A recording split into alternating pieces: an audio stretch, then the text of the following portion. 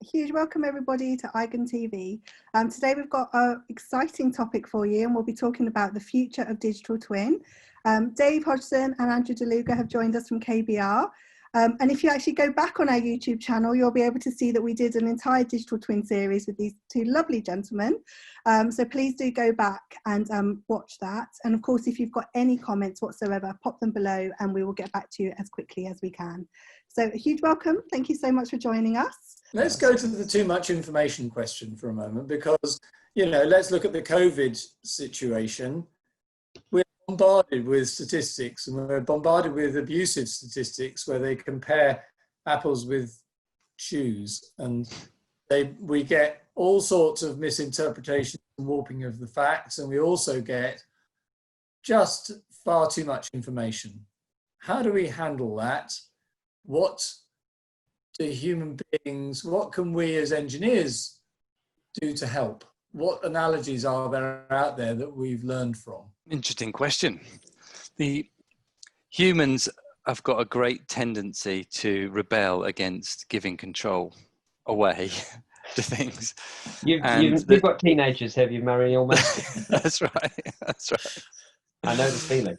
That's right. It's actually the disrespect for authority is a survival technique. Yes. But for example, getting rid of paper. Well, we never actually accepted the disappearance of books.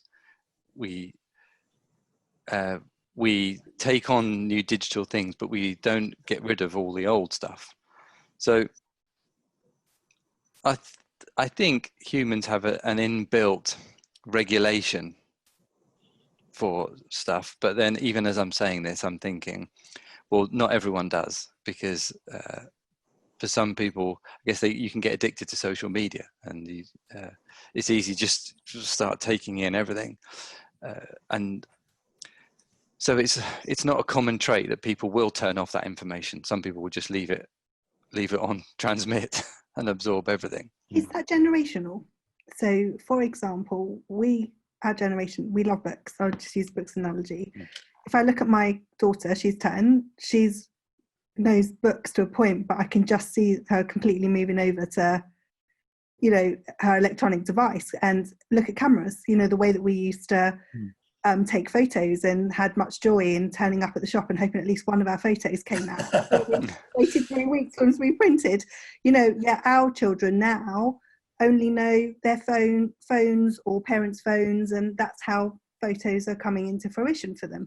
So as they go through that evolution, what was known before starts to disappear. I don't mean to be crass, but as we do, as that generation does, because we're the ones hanging on to that. I just wonder sometimes whether things just see their way through, they evolve their way through as generations start to come up and others start to pass on. My children, my daughter has abandoned books and gone to a Kindle. My son, who married a publisher, in fact, hasn't. He's abandoned his Kindle and gone back to books.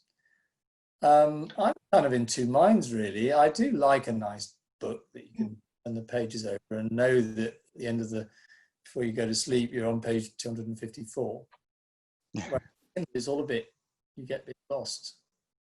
But then it's, they then come back, don't they? And there's a resurgence. So look at like a female thing now, but 50s dresses, you know, all the swing dresses, everything is starting to have resurgence and come back, and that had gone.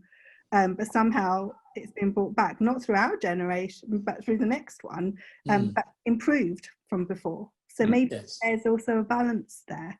I don't know what the answer is. It's just that's what I seem to witness. It's like there's an evolution of things that were, and they sort of like improving them as they go forward.